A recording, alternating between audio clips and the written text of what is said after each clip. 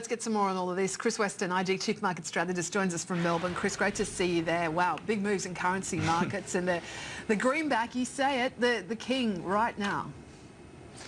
Well, it makes you wonder. I mean, we saw a little bit of a flattening of the curve. We saw a little bit of sell-off, I suppose, in the bond market in general. But yeah, the dollar is flying. Dollar yen this morning is, and certainly from the upgrade that we saw in terms of the Fed projections, has flown.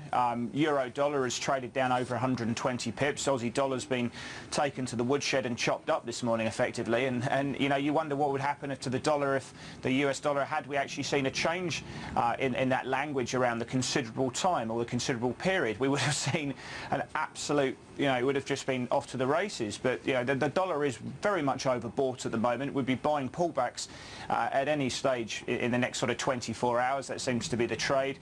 But yeah, if they changed that language, then we would have just seen, you know, rampant volatility coming through. As it said, you know, we still saw a nice move into the dollar, and really the key reason behind that is it's fairly clear here now. That the economic projections that they've provided to the market weren't expected to be altered significantly, but they have been. And you know, if you look at what they're calling for rates next year, their projection is that we're going to see the midpoint at or the Fed funds rate at 1.375%. And then that sort of pushes on to 2.87% by the end of 2016. That says to me that you've got a central bank here that may be looking to raise rates. So they're going to have to start raising rates to meet those projections in June. So it says that, you know, the latest date's June next year. So Q1 to Q2 next year is your sort of guideline. And they're going to raise, if they're going to keep to that projections, they're going to have to raise rates next year by 5 times in 8 meetings, and then 6 times in 2016. Yeah, the Bank of England have made it pretty clear when they raise rates, it's either going to be probably in November or probably for me, probably February next year. They're going to be very gradual. The RBA, yeah, probably next year, late next year, and again they'll be fairly gradual. But given what we've just heard from Janet Yellen, they are going to be uber aggressive with this, with targeting higher funds rate. And I think for that reason that we've seen the US dollar fly today. Just on, I guess, the moves in the Aussie then, I mean, it's kind of catching up now with the fall in commodity prices and the sort of traders rethinking it. We were hearing buy levels around 86.25 from a trader in Chicago. I mean, what's your thinking on when the Aussie, you know, the buyers move back into the Aussie? What sort of levels to be watching? Well, I mean, that's 300 points lower than where we are at the moment. So yeah, I mean, if we're to get there anytime soon, then certainly I'd be a buyer because it'd be significantly oversold. But you know, that's a longer term time. I mean, it's going to take some time to get down, you know, lower 300 points. So the next big pivot that we're looking for is the March lows around 89.24. So that's probably a more realistic sort of short-term area to be working into. But we need to remember right now that US dollar is very much loved by the market from a positioning perspective. It's also extremely loved, or if you look at technicals, the US dollar is very much stretched to the upside. As I say, you just look for that profit taking to come in. You look to buy the dips in the US dollar. So obviously looking to buy dips in Aussie, or sorry, sell rallies for me in Aussie dollar against the greenback. But I think what probably didn't happen, which could have caused a much bigger reaction in the Aussie dollar, was a significant sell-off in the bond market and a steepening of the yield curve. Now, we did see a sell-off in the bond market last night.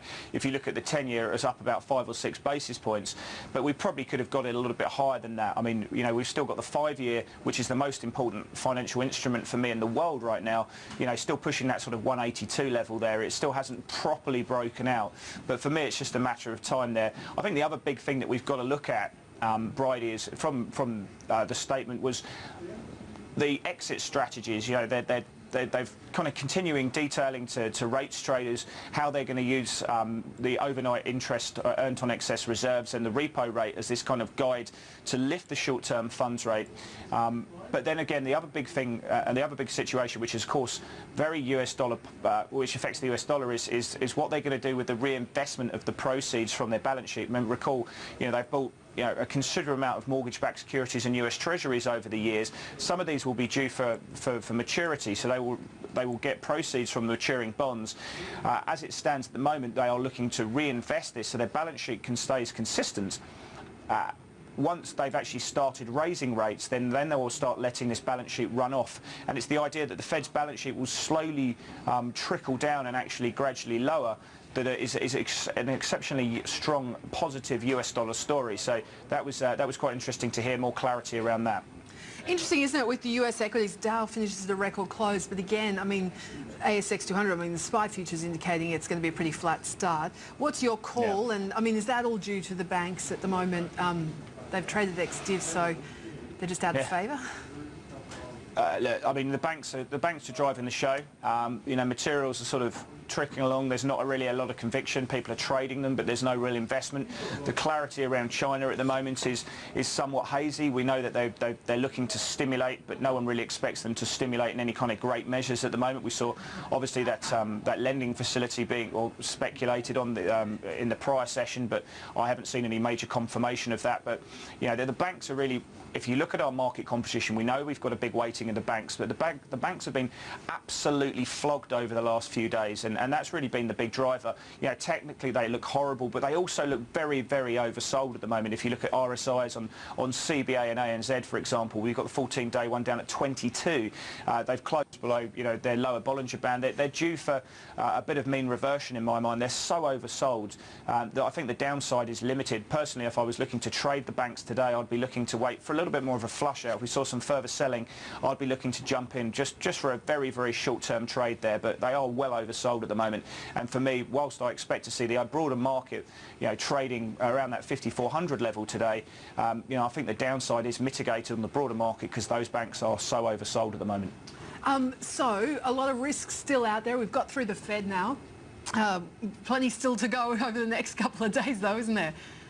Yeah. Oh, absolutely, absolutely. And then, you know, if you're looking at the, you know, we've got Japanese trade balance today. That's not particularly going to be a major driver. I think you go into the UK session, you've got people looking to that last-minute positioning around, you know, the Scottish referendum. We've just seen two new polls coming out, one from YouGov, one from Survation as well, both saying the same story again, which is that the no camp sit around that 42%, and the yes camp have got about 48%. So again, it sort of feeds into the idea that the polls are going to be very close, but the no's have probably got it by a whisper at the moment. But the market's fully positioned for that. If you look at the rates market, if you look at sterling, the market is fully positioned for a no vote. Therefore, if we do get a surprise, you know, it feeds into the idea that there's going to be absolute carnage on the trading desks, and I think that's something that will be. People will be looking at. You know, the polls close tonight in the UK at 10 o'clock, and we'll get the exit polls coming through. So, yeah, we should hear more about that probably early morning tomorrow, and get the full result around 3-4 o'clock tomorrow afternoon for us on the Scottish election. The other big situation, if you're a rates trader, if you're a currency trader, if you're looking at European markets, the big thing that everyone's looking for is the take-up for the first ECB's, what they call the targeted longer-term refinancing operation. They're basically giving liquidity to the banks at 15 basis points or 10 basis points above the refinancing rates. The banks can do whatever they want with that. I mean, they're absolutely allowed to go and buy sovereign debt. They can go out, they're expected to use it to go and lend. The amount they're supposed to borrow is supposed to be a percentage of their book. But by all accounts, the simple playbook here, Bridie, is that the lower the take-up, and the market's looking for around about 150 billion to be taken up in this first tranche, the lower the take-up, yeah, the market will probably buy euros on the idea that the ECB's balance sheet is probably not going to expand as much as some people have been anticipating, and people will question how effective this program that the ECB announced is actually going to be as well. So it's going to be an interesting session, but probably it's not going to affect companies like Boart Longyear tomorrow, for example, or Leighton Holdings or anything like that. But certainly if you're looking, if you trade global indices, if you're trading rates, if you're a bond trader, if you're an equity, an FX trader, you know, these sort of things are very, very significant here. Absolutely. Thank you so much for that, Chris, as well.